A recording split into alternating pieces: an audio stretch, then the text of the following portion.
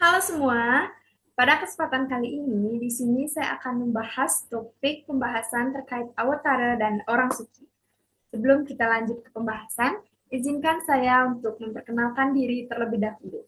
Perkenalkan, nama saya Loputurani Merlina. Saya dari program studi S1 Pendidikan Kimia dengan NIM 2513031027. Saya dari Fakultas Matematika dan Ilmu Pengetahuan Alam. Kita lanjut ke topik pembahasan, yaitu dari pengertian awatara. Awatara atau avutara berasal dari kata apa yang berarti bawah dan tara atau tra yang berarti menyeberang atau menjelma. Jadi, awatara berarti perwujudan atau manifestasi dari ide Sang Yang Widi yang turun ke dunia untuk menegakkan kebenaran atau dharma. Dalam kitab Wisnu Purana dikenal 10 awatara penyelamat dunia, yaitu yang pertama ada Matsya Awatara, yang kedua ada Kurma Awatara, yang ketiga ada Waraha Awatara, keempat ada Narasimha Awatara, ada Wamana Awatara, Parasurama Awatara, Rama Awatara, Krishna Awatara, Buddha Awatara, dan yang terakhir ada Kalki Awatara. Kita akan lanjut membahas satu persatu dari ke-10 avatar. Yang pertama ada Matsya Awatara, berwujud ikat yang maha besar, kemunculannya saat Satya Yuga. Matsya Awatara turun dengan misi untuk menyelamatkan benih manusia yang terancam punah. Kisah mengenai Matsya Awatara dapat dilihat dalam Kitab Matsya Purana. Yang kedua ada Kurma Awatara, berwujud kura-kura raksasa, kemunculannya saat Satya Yuga. Kurma Awatara turun dengan misi untuk menegakkan Gunung Mandaragiri agar tidak tenggelam. Kisah mengenai Kurma Awatara dapat disimak dalam kitab Adi Purana. Yang ketiga ada Waraha Awatara, berwujud babi hutan, kemunculannya saat Satya Yuga. Waraha Awatara turun sebagai jelmaan Dewa Wisnu untuk menyelamatkan bumi. Kisah mengenai Waraha Awatara dapat disimak dalam kitab Waraha Purana. Yang keempat ada Narasimha Awatara, berwujud manusia berkepala singa, kemunculannya saat Satya Yuga. Narasimha Awatara membunuh Hiranyakasipu, yaitu seorang tokoh yang bersifat adharma. Yang kelima ada Wamana Awatara, berwujud orang kerdil, kemunculannya saat Treta Yuga. Tujuannya yaitu membunuh Raja Bali. Kisah Wamana Awatara dimuat dalam kitab Bhagavatara Purana.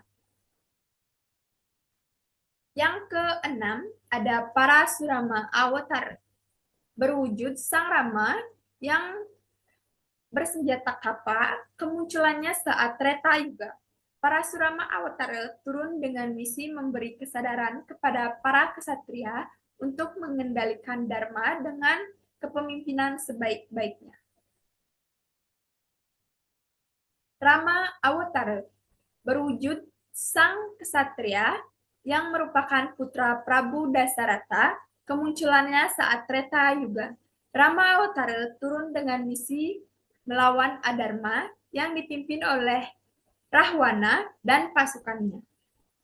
Yang selanjutnya ada Krishna Awatara, adalah putra Wasudewa, kemunculannya saat dua para yuga. Krishna Awatara turun dengan misi menghancurkan Raja Kamsa dan Jasrasanda, yaitu para golongan Adharma.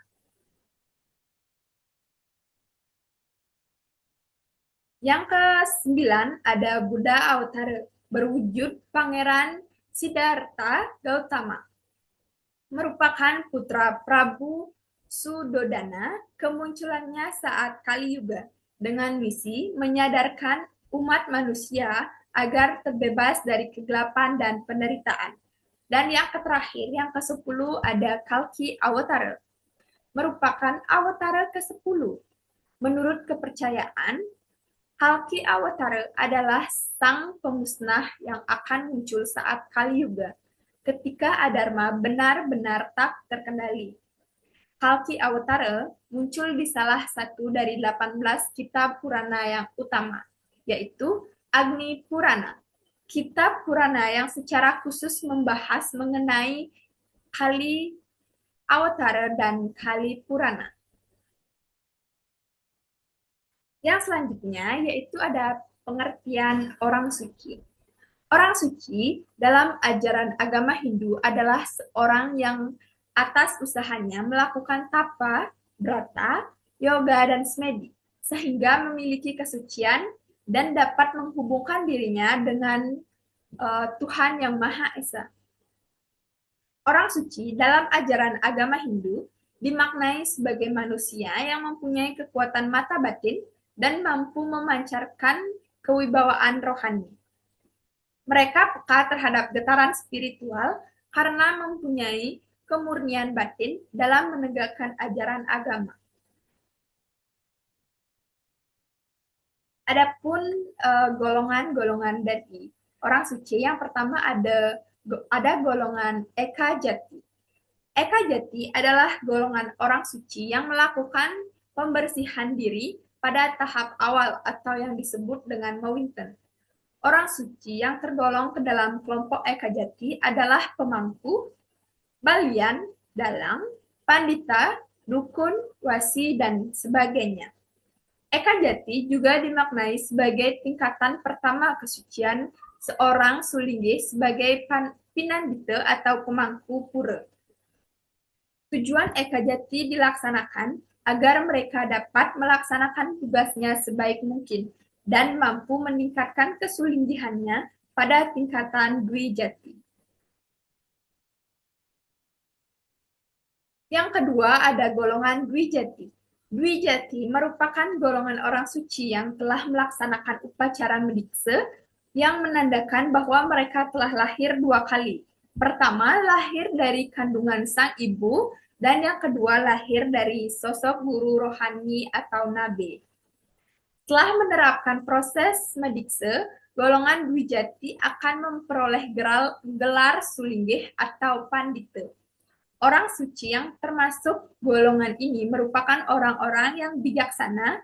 Mereka adalah kalangan pandita, bujangga, pedanda, maharsi, empu, dukuh, bagawan, dan sebagainya. Yang selanjutnya ada peran orang suci. Peran orang suci dalam agama Hindu adalah sebagai pemimpin spiritual, pembimbing umat, dan penjaga ajaran agama. Mereka bertugas memimpin upacara keagamaan, memberikan bimbingan moral dan spiritual, serta menjadi jembatan antara umat dan Tuhan melalui kemurnian lahir dan batin mereka. Beberapa jenis orang suci seperti pandita, pinandita, dan pemangku memiliki peran dan tanggung jawab yang spesifik, termasuk memimpin upacara dan menyampaikan ajaran agama yang mendalam.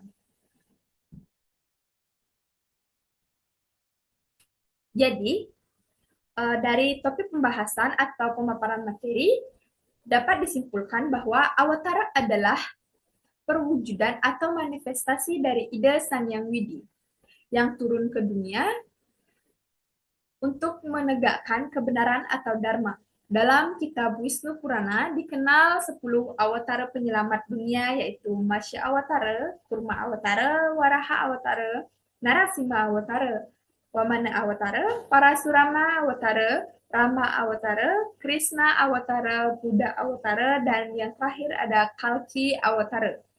Orang suci dalam ajaran agama Hindu adalah seseorang yang atas usahanya melakukan tapa, brata, yoga, dan semedi, sehingga memiliki kesucian yang dapat menghubungkan dirinya dengan Tuhan Yang Maha Esa. Orang suci dibagi menjadi 2 golongan, yaitu golongan Eka Jati dan golongan Dwi Jati. Peran orang suci dalam ajaran agama Hindu adalah sebagai pemimpin spiritual, pembimbing umat, dan penjaga ajaran agama. Baik, sekian eh, materi atau sekian pemaparan materi dan topik yang dapat saya paparkan. Jika ada salah kata atau salah pengucapan kalimat yang disengaja maupun tidak disengaja, saya mohon maaf yang sebesar-besarnya. Dan jika ada saran atau komen, eh, bisa tulis di kolom komentar di bawah. Terima kasih. Saya tutup dengan Parama Santi. Om Santi, Santi, Santi Om.